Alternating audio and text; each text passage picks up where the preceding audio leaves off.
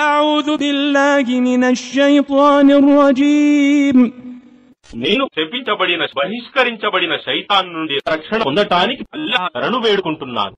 وإذ صرفنا إليك نفرا من الجن يستمعون القرآن فلما حضروه قالوا أنصتوا فلما قضي ولوا إلى قومهم منذرين. మరియు ఓ ముహమ్మద్, జిన్నాతుల ఒక సమూహాన్ని మేము ఖురాను వినటానికి నీ వైపునకు మొగ్గునట్లు చేసినప్పుడు వారు అక్కడ చేరిన తరువాత పరస్పరం ఇలా మాట్లాడుకున్నారు, నిశ్శబ్దంగా వినండి. అది ఆ పఠనం ముగిసిన తరువాత వారు హెచ్చరిక చేసేవారిగా తమ జాతి వారి వైపునకు మరలిపోయారు. قالوا يا قومنا إنا سمعنا كتابا أنزل من بعد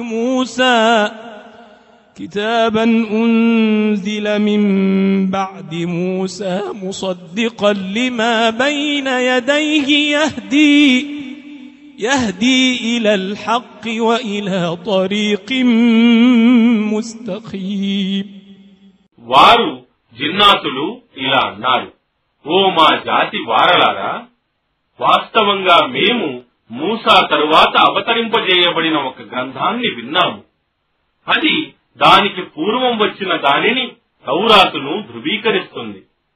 సత్యం వైపునకు మరియు రుజుమార్గం ఇస్లాం వైపునకు మార్గదర్శకత్వం చేస్తుంది. يا قومنا أجيبوا داعي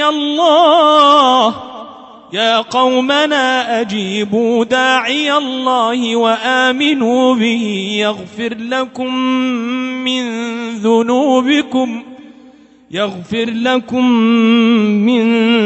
ذنوبكم ويجركم من عذاب أليم. మా జాతి వారలారా, అల్లాహ్ వైపునకు పిలిచే వారిని అనుసరించండి మరియు అల్లాహ్ను విశ్వసించండి. ఆయన మీ పాపాలను క్షమిస్తాడు మరియు మిమ్మల్ని బాధాకరమైన శిక్ష నుండి కాపాడుతాడు.